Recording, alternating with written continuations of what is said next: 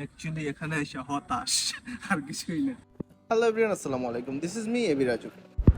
আশা করি সবাই ভালো আছেন। অ্যাকচুয়ালি হতাশ কেন বললাম, এই ভিডিওটা সম্পূর্ণ দেখতে থাকুন, তাইলেই বুঝতে পারবেন কেন আমি হতাশ বললাম।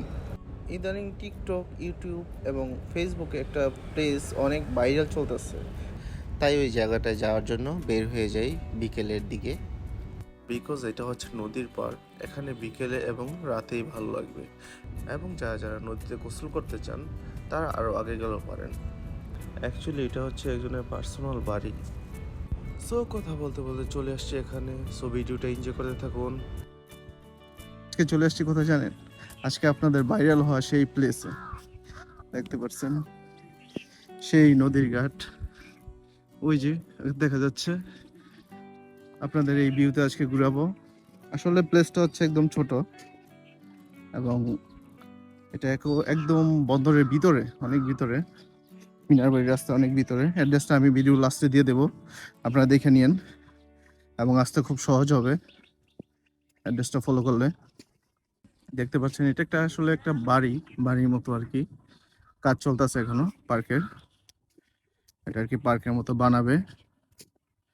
এটা একটা বাড়ি আসলে, এই যে দেখতে পাচ্ছেন। এখানে দিনের বেলা এন্ট্রি ফি নেয় 150 টাকা পার পার্সন, এবং রাতের বেলা নেওয়া হয় 350 টাকা পার পার্সন।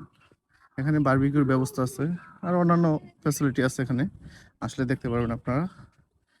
ছোটখাটোর মধ্যে আশা করি আপনাদের ভালো লাগবে এই প্লেসটা ঘুরলে।